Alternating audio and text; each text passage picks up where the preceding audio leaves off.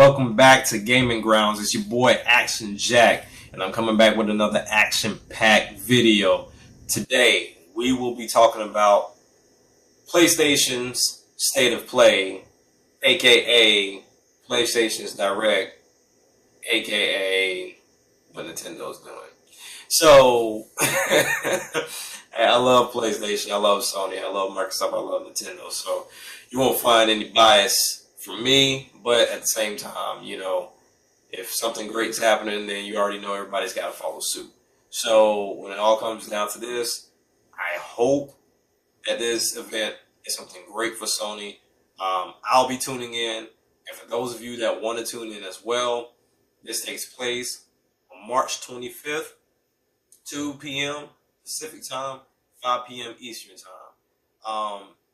So honestly, to try to give my ideas of what I think Sony may show at this event, considering the fact that they're talking about skipping E3 this year. They didn't do a PlayStation experience.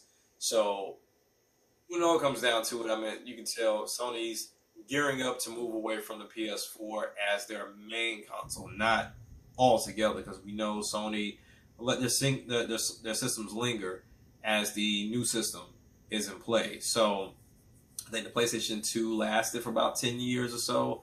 The PS3 lasted a little bit as well. So I mean, they all reached that 100 million, close to that 100 million threshold. So I mean, Sony does a great job. They really do a great job with advertising and marketing and things of that nature. And Sony, for me, really have Microsoft and Nintendo to thank for this generation, because those two fell off. They pivot, and Sony just came in with the swoop, took care of business. Pushed with the marketing.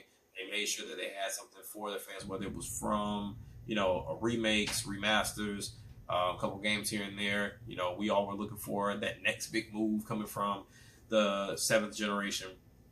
But it didn't happen. 8th generation was a big disappointment for the most part from all fronts. But nonetheless, Sony still came through, got the numbers, whatever the case may be. But I'll be the first to tell you, I don't care about numbers, I don't care about sales, because at the end of the day, all this stuff resets. So Sony can sell 100 million consoles today, but tomorrow that PS5 starts right back over at zero. So to get into what I feel the state of play will be, or what they will show at the state of play, for sure, they're definitely going to continue to go into this whole VR thing, because Sony's going to keep pushing it, because they don't have any competition right now. And I know a lot of people say Oculus or Vive, but Oculus doesn't have anything, specific. Vive doesn't have anything specific. They cost too much. And if you already have a PS4, you've had one for a minute, then I mean, it's something that you can pick up. And then they have implemented games like Resident Evil 7 that you can, play without VR, but can also experience within VR. Now, I've tried VR for the first time at a friend's house with Oculus. Now, he didn't have necessarily the system set to play it, but it still let him play it anyway. And I had, a blast with Job Simulator, even though when I saw it myself, I was like, okay, why are people going crazy over Job Simulator? But when you're in it, when you're immersed in it, it is a big thing. And now you see Nintendo with the Nintendo VR Labo coming, that is something that people really want to get into. And it, to me, is going to possibly get there when they can dial it back and give people more of an experience, instead of just, 20 minutes here, 30 minutes there, if even that much, and really let people stay in VR without any health issues to play the games, or play games instead of just, simulation experiences and things of that nature. But to, talk about certain games that they may show off, for a fact Days Gone will be there. Because I believe that game comes out April 26th. Sekiro Shadows Die Twice came out today, but definitely will be highlighted within this event. MLB The Show 19 definitely will be shown, because that comes on the 26th of this month. Definitely will be shown. One and only baseball game on the market for the most part. And if there are other baseball games out there, it's not going to beat the show. So I will forever say the show is the one and only baseball game out there as of right now. We'll definitely see some stuff from Mortal Kombat 11, because that comes out in April. Let's see what else they may show. Rage 2 comes out in May. Crash, the Crash Team Racing comes out in June. Concrete Genie comes out this spring. The Dark Pictures Man of the Median. I have no clue what that is. I'm going through looking at games that they are kind of pitching themselves. So I'm assuming these are the things that are going to show up. It's a game that is developed by Supermassive Games and published by Bandai Namco. So it looks interesting from what I have seen and what I've looked at. But once again, it's something that with any game, I gotta see more of. You can't just show me pictures and some cool cutscenes and get me to buy your game.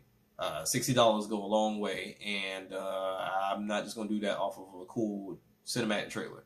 As far as the VR goes, Vacation Simulator is gonna definitely be a thing, but Sony will show up with something. I don't think we'll see anything in regards to the PS5. They may hint at it, if even that, considering the fact that they're not going to be at E3, and this could kind of be their thing, kind of similar to Nintendo with the Switch, to where we kind of got that secret drop. I want to say in like September or October time frame before the Switch came out, with that small trailer, kind of giving you the idea of how to play with the Switch, but at the same time showing you what it looks like.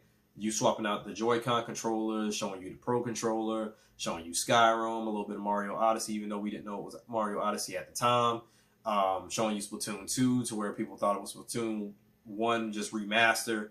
But nonetheless, I really feel like, Sony probably won't come out swinging heavy with this.